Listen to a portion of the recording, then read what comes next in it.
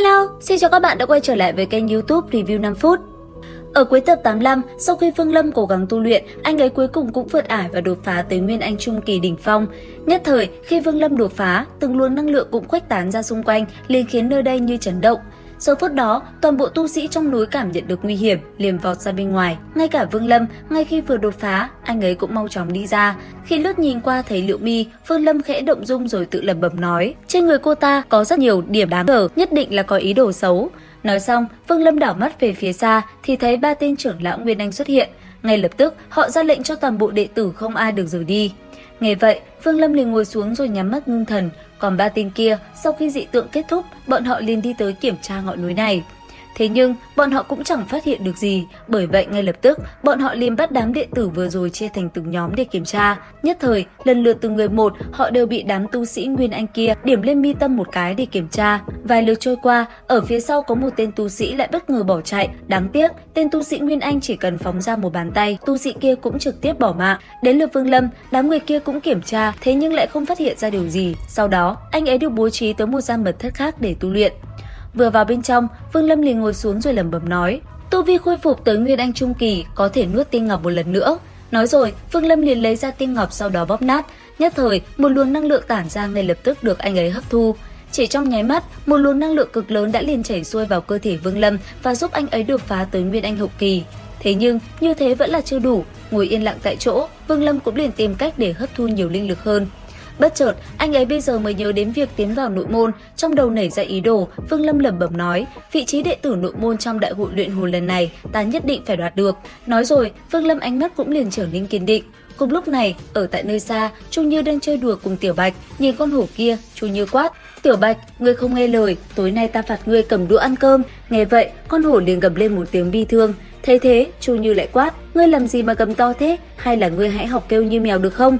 Nghe được lời này, Bạch Hổ còn gầm to hơn.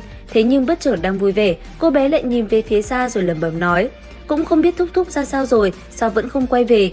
Nghe vậy, Thiết Nham quanh chân ngồi dưới bảo tháp, ánh mắt lộ nét hiền từ nhìn Tiểu Chu. Hồi lâu sau, lão cũng thở dài một tiếng. Cứ thế, theo ánh mắt Thiết Nham nhìn về phía xa, khoảng không cũng mau chóng qua đi. Không lâu sau, Vương Lâm đã từ trong hang động đi ra, tiến về phía trước. Anh ấy lẩm bẩm nói: kỳ ngộ lần này đã khiến ta mơ hồ hiểu ra ý cảnh của mình, có thể quay lại, ta nhất định sẽ đột phá tới hóa thần hậu kỳ. Năm đó khi còn ở tiên giới, Chu Giật tiền bối tặng ta một mảnh vấn đỉnh chi tinh, có thể giúp cho tăng khả năng đạt tới vấn đỉnh. Vấn đỉnh không biết tới năm nào tháng nào ta mới có thể chạm tới. Nói rồi, Vương Lâm định rời đi thì lại nhìn thấy Liễu Mi ở đằng xa đang nhìn mình.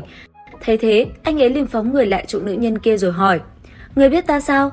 Người không nhớ ta ư? Ta là Liễu Mi, năm đó ở Hằng Nhạc phái chúng ta đã gặp nhau. Ta chỉ biết Liễu Mi, một nữ tử trời sinh có thủy linh căn của Huyền Đạo Tông mà thôi. Nữ tử kia cũng không phải là đệ tử của Chu Tước Quốc. Vương sư huynh nói vậy là có ý gì? Sợ là chúng ta có chút hiểu lầm. Có thể xuất hiện ở Huyền Đạo Tông, lại có thể đi vào Luyện Hồn Tông. Ngoài Chu Tước Quốc, con người của Tu Chân Quốc nào có thể làm được điều này?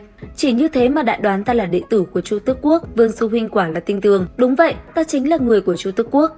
So sách ngươi sao? Chiếc vòng trên tay ngươi, ta đã thấy trên người Hồng Diệp. Vừa nói dứt lời, thân thể Vương Lâm vừa nhẹ nhàng bay lên, rời khỏi nơi này. Tới đây, Liễu Mi cúi đầu nhìn thoáng qua chiếc vòng trên tay mình rồi thì thào nói: hiện tại, nội tâm hắn đã cứng như thép, đạo tâm của hắn là gì đây?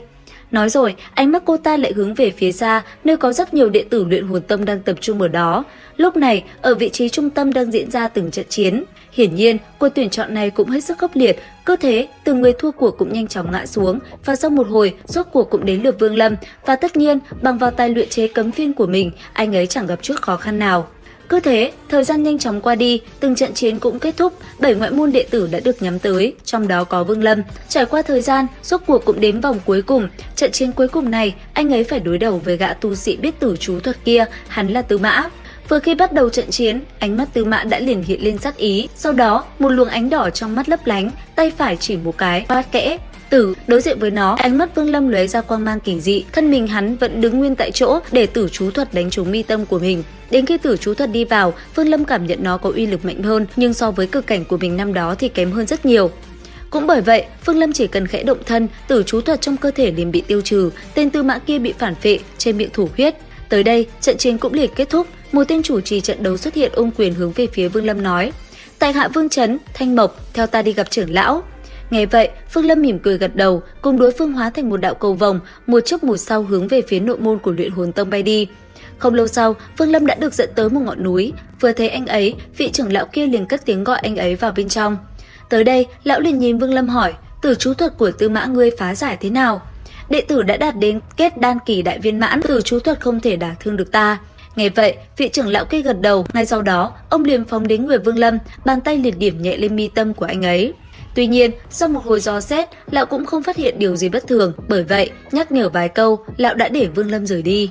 Thế nhưng, vừa khi Vương Lâm ra khỏi nơi này, một vài thanh âm của đám trưởng lão lại đột nhiên vang lên. Thì ra, bọn họ đang thương lượng xem ai sẽ là đệ tử của mình. Còn Vương Lâm, không lâu sau, làm theo lời của vị lão nhân kia, anh ấy đã liền đi tới Tàng Kinh Các để tìm ngọc giản chế tác hồn phiên. Thế nhưng, Vương Lâm tìm mãi vẫn không ra, phải đến lúc một vị lão nhân đi tới chỉ điểm, anh ấy mới biết nó ở đâu. Tuy nhiên, vị lão nhân kia lại không có chút thành ý nào với Vương Lâm, bởi vậy anh ấy đã liền ra tay. Từ trên trời cao, một hư ảnh bàn tay khổng lồ liền ập xuống rồi nắm chặt lấy lão ta và ném ra xa. Thấy vậy, người kia cười lớn nói, được, ngươi là người đầu tiên trong 100 năm qua dám ra tay với lão phu chơi với ngươi. Đáng tiếc, khi lời hắn vừa dứt thì ánh mắt Vương Lâm đã biến đổi, mang theo sát ý, anh ấy liền điều khiển bàn tay kia quăng quật đối thủ đến bầm dập. Cuối cùng, lão già kia gấp gáp nói, đừng ném nữa, Gia, ta gọi ngươi là Gia, tha cho ta đi. Nghe vậy, Vương Lâm mới dừng lại. Sau đó, không quan tâm đến lão kia, anh ấy trực tiếp đi tới một cái động phủ. Tới đây, khi thấy ba người bên trong, anh ấy liền đánh ra cấm chế về phía bọn họ. Thấy có người muốn lấy động phủ của mình, tên kia liền phóng ra cấm phiên của mình, ngay lập tức công kích liền lao về phía Vương Lâm.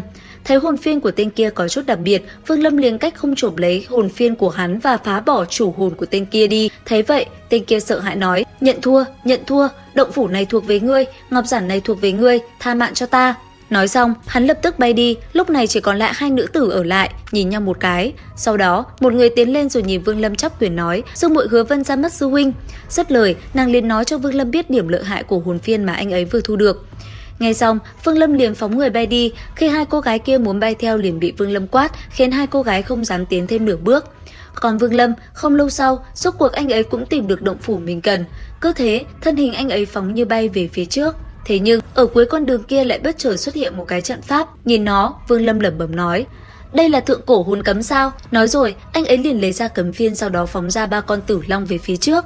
Khoảnh khắc va chạm, chỉ thấy bùm một tiếng, khói bụi tung bay tứ tán. Ở giữa trung tâm trận pháp kia, hư ảnh một con yêu thú cất tiếng gầm vang vọng cũng liền phóng tới. Đối diện với nó, Vương Lâm cũng lập tức động thân rồi cùng nó giao chiến. Nhất thời, một cuộc đấu giữa hai bên cũng liền diễn ra. Chỉ trong nháy mắt, Vương Lâm đã phóng ra tới hàng trăm cái cấm chế, còn con yêu thú kia, nó thì cứ thế gầm lên rồi lao tới công kích. Đáng tiếc cuối cùng, sau một hồi giao chiến thì yêu thú cũng bị Vương Lâm thu phục, thân thể nó dần hóa nhỏ và bị Vương Lâm thu lấy.